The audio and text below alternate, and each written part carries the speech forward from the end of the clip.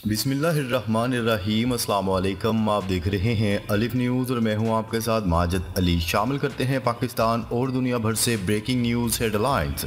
रफ़ा पर हमले से पीछे नहीं हटेंगे, इसराइली वज़ीर-ए-आज़म की ज़िद बरकरार।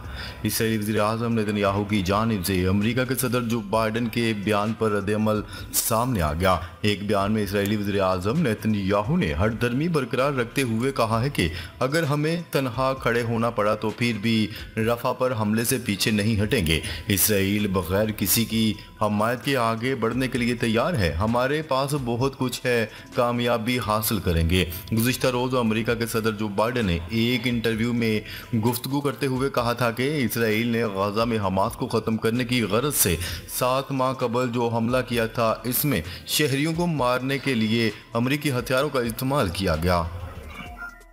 अमेरिकी सदर जो बाइडन ने मजीद कहा कि मैंने इसराइल पर वाज़ह कर दिया है कि अगर रफ़ा का रुख किया गया तो मैं हथियार फ्राहम नहीं करूंगा जो तारीखी तौर पर रफ़ा और उन शहरियों से निमटने के लिए इस्तेमाल किए गए हैं जहां ये मसला मौजूद है।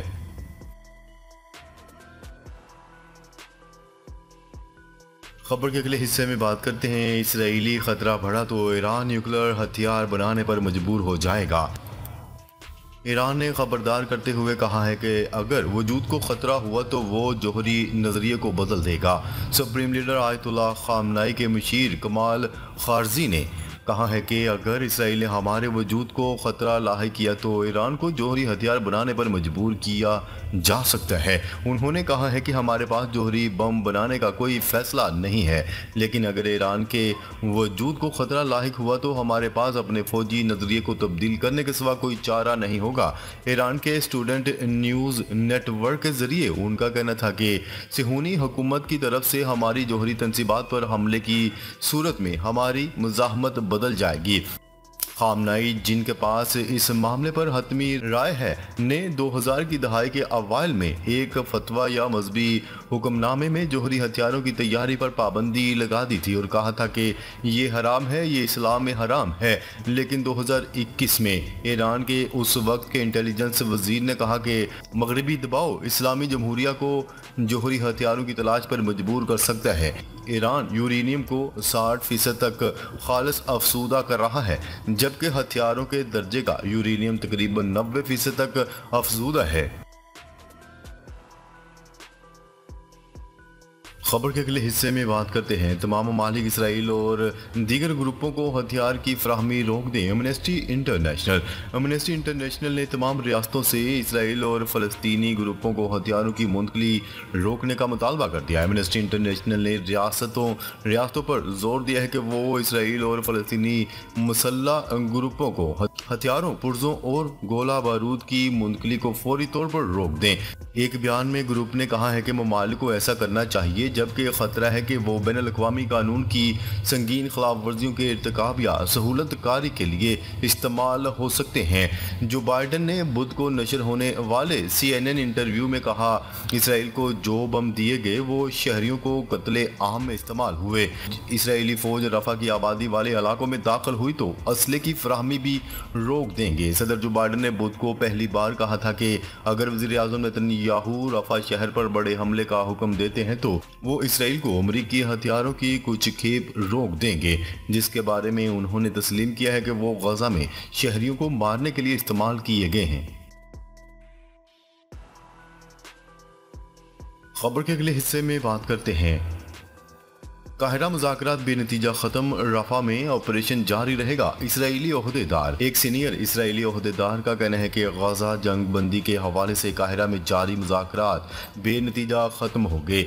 गैर मुल्की खबरसा इदारे की रिपोर्ट के मुताबिक इसराइली ओहदेदार ने बताया है कि मुज़ाकरात में शरीक इसराइली वफ़द ने हमास की तजवीज़ पर अपने तहफ़्फ़ुज़ात से मुसाहलतकारों को आगाह कर दिया। इसराइली ओहदेदार ने ये कहा है कि इसराइल वफ़द काहिरा से वापस आ रहा है और इसराइल रफ़ा समेत गजा पट्टी के दीगर इलाकों में जंगी मुहिम तयशुदा मंसूबे के तहत जारी रखेगा।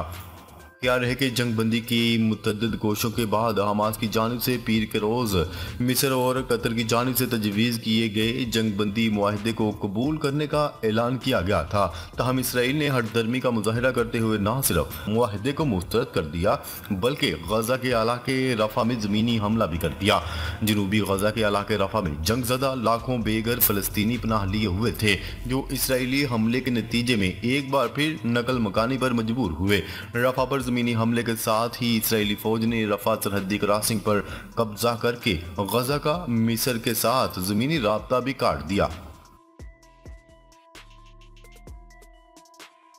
खबर के अगले हिस्से में बात करते हैं, किसी को दुनिया की बड़ी एटमी ताकत को धमकाने की इजाज़त नहीं देंगे, रूसी सदर ने खबरदार कर दिया।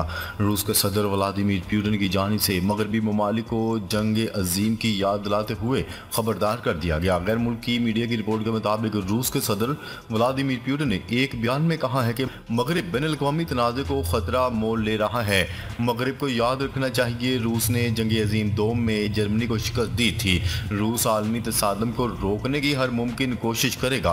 किसी को दुनिया की सबसे बड़ी एटमी ताकत को धमकाने की इजाज़त नहीं देंगे। व्लादिमीर पुतिन ने मजीद कहा कि मगरूर मगरबी अशराफिया ने नाजी जर्मनी को शिकस्त देने में सोवियत यूनियन के फैसला कुन करदार को फरामोश कर दिया और दुनिया भर में तनाज़ात को हवा दी है। हम जानते हैं कि इस तरह के अज़ाइम की ज़्यादती किस तरफ ले जाती है।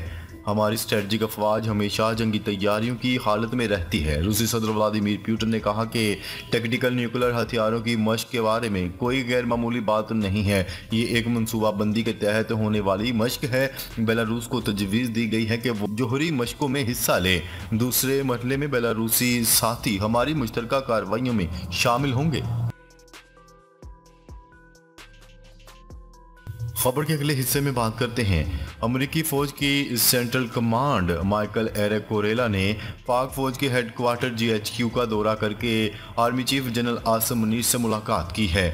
ISPR के मुताबिक army chief general Asim Munir और कमांड सेनेट काम जनरल माइकल एरिक कोरेला के दरमियान GHQ में होने वाली मुलाकात के दौरान मुश्तरका दिलचस्पी के अमूर बिलखसूस इलाकाई सलामती के मामलात में ताउन पर तबादला ख्याल किया गया। ISPR के मुताबिक मुलाकात में दोनों अतराफ ने मुश्तरका ट्रेनिंग के तरीकों पर भी तबादला ख्याल किया, जबकि सेनेट काम और पाक फौज के दरमियान तरबियती मामलात को बढ़ाने की जरूरत का भी अहदा किया गया। ISPR के मुताबिक कमांडर सेनेट काम जनरल कोरेला ने दहशतगर्दी के खिलाफ जंग में पाक फौज की कामयाबियों को सराहते हुए खित्ते में अमन व इस्तेहकाम के लिए पाकिस्तान की मुसलसल कोशिशों की भी तारीफ की। खबर के अगले हिस्से में बात करते हैं, बरतानवी वज़ीर ख़ारजा का कहना है कि बरतानिया का इसराइल को असला बरामद करने का निज़ाम इसराइल जैसा नहीं है। सेक्रेटरी ख़ारजा डेविड कैमरून ने इसराइल को हथियारों की बरामदात के बरतानवी निज़ाम और पैमाने को अमेरिका के निज़ाम से बिल्कुल मुख्तलिफ करार देते हुए कहा है कि इसके लाइसेंस शुदा हथियारों की फ़रोख्त निस्बतन कम थी और सख्त तरीक़ाकार के ज़ेर निगरानी थी। कैमरून इस सवाल का जवाब दे रहे थे कि रफ़ा पर बड़े हमले की सूरत में अमेरिका ने इसराइल को हथियारों की फराहमी बंद करने का जो इंतबाह दिया है, क्या बरतानिया इसकी पैरवी करेगा? कैमरून ने एक तकरीर के बाद कहा, अमेरिका और बरतानिया की सूरत हाल में बहुत बुनियादी फ़र्क है। नीज़ उन्होंने कहा, अमेरिका इसराइल को हथियारों का एक बड़ा रियासती फराहम करिंदा है। हमारी इसराइल को हथियार की फराहमी बरतानवी हुकूमत की तरफ से नहीं है। हमारे पास बहुत से लाइसेंस हैं और मेरे ख्याल में इसराइल को हमारी दफाई बरामदात नुमाया तौर पर मजमूई हिस्से के 1% से भी कम के लिए जिम्मेदार हैं। खबर के अगले और आखिरी हिस्से में बात करते हैं, चीन ने अमेरिकी पाबंदियों को मुस्तरद कर दिया। गैर मुल्की खबरसा एजेंसी की रिपोर्ट के मुताबिक चीन ने रूस की अस्करी, सनती और तवानाई के शोबे की तरक्की में मुबैना मावनत करने पर 20 चीनी कंपनियों पर अमेरिकी पाबंदियों की भरपूर मुखालफत कर दी।